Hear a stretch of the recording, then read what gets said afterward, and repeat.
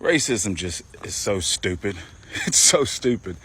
And what's so crazy is how the media controls that narrative. I mean, just think about it. Racism is no different than any other narrative that the media has control over.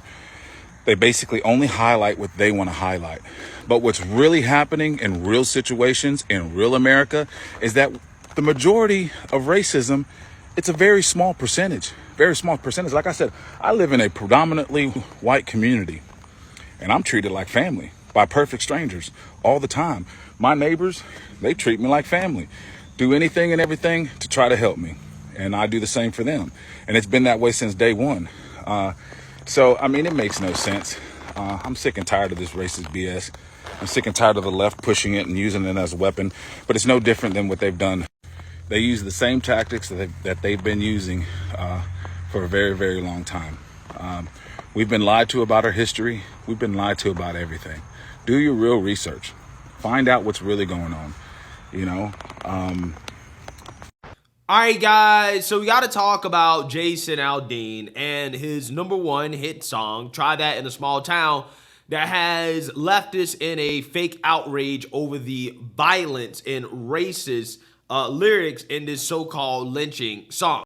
So country singer Jason Aldean is getting backlash for the video of his song, Not in a Small Town, which critics are saying is racist. It's got lyrics, racist lyrics, and images. Aldean says the song's about unity. Here's South Dakota Christian Nome defending him. Here's the clip. I am shocked by what I'm seeing in this country with people attempting to cancel this song and cancel Jason. I think a lot of times people that go out and fight every day on these important issues and have an opinion and remember the freedom and liberty that this country was founded on get persecuted from it. And we're seeing that with the Aldeans right now and the songwriters that work so hard on this. And I just want them to know that we support them. We love them. Thank you for writing a song that America can get behind. And boy, keep singing, keep playing. And if you want to come to South Dakota, I'll let you play anywhere. You'll let him play anywhere? You own South Dakota now? Listen, you know, there are lyrics in the song, and I think, you know, he talks about life in a small town, and it's different, you know, and he shows these images. He's got folks from the Black Lives Matter movement, and he's talking about people taking care of each other. And I find it so interesting that it never occurred to Jason or the writers that that's what these folks were doing. They were taking care of the people in their town because they didn't like what they saw. Just like you talk about people taking care of each other in small towns. We do the same thing in big towns. And unfortunately, this became the #1 song on US iTunes.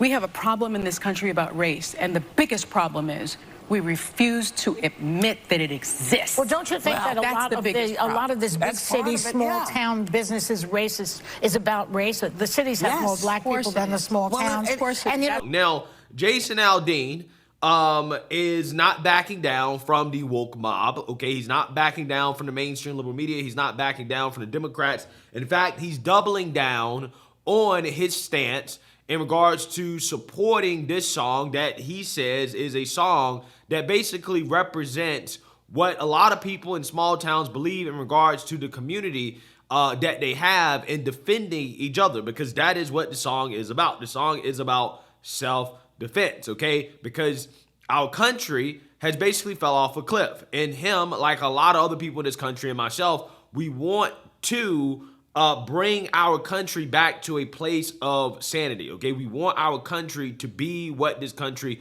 once was before this left-wing, this radical left-wing takeover that basically condones left-wing violence. And that is basically what he said at a concert in which, again, he doubled and tripled down on not backing down from the woke mob in regards to his song. Take a look.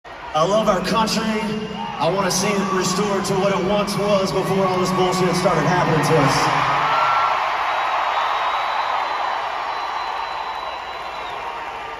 I love my country, I love my family, and I will do anything to protect that. I can tell you that right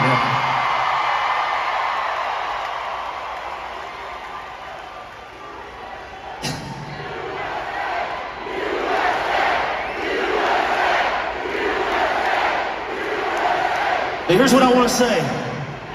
A lot of things out there, and one thing I love, you guys know how it is this day and age, cancel culture is a thing. That's something that if people don't like what you say, they try and make sure that they can cancel you, which means try and ruin your life, ruin everything. One thing I saw this week was a bunch of country music fans that could see through a lot of the bullshit, all right?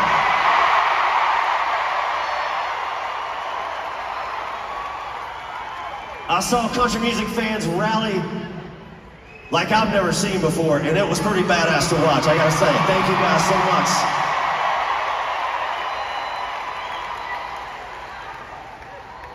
So I had people asking me, man, everything's going on with this song. Do you think you're gonna play it tonight? Do you think you're not gonna play it?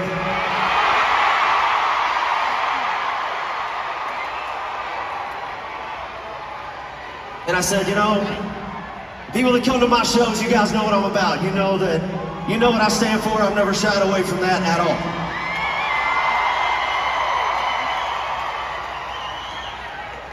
And I know a lot of you guys grew up like I did. You kind of had the same values, the same principles that I have, which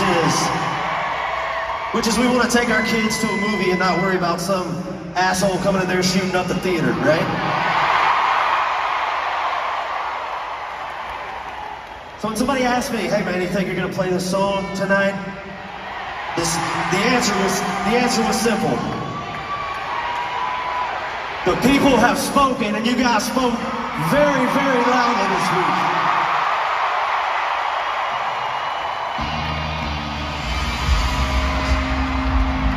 Yeah, guys, I got to keep it 100 with you. That clip gave me goosebumps, right? I mean, just watching it, I could feel like the emotion and the energy in the crowd, even though I wasn't there, right? I can still feel it, right? I was just like, wow, like I'm actually like, I'm getting goosebumps because I understand exactly how this man feels, okay?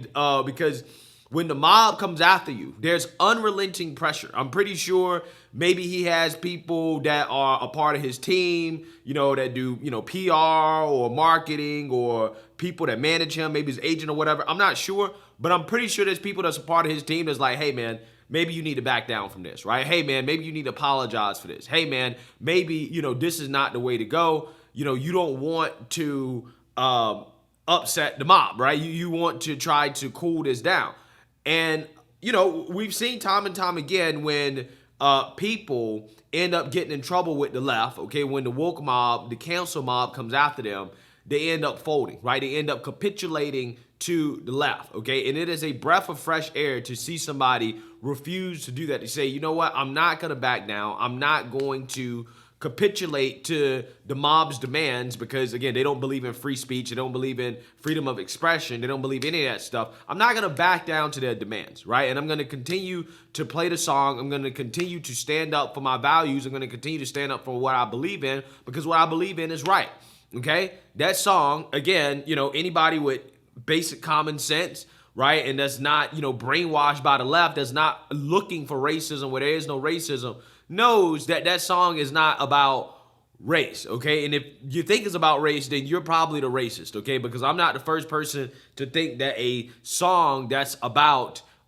stopping crime, okay, or being against, you know, left-wing violence is about black folks, right? Because I don't associate black people with crime.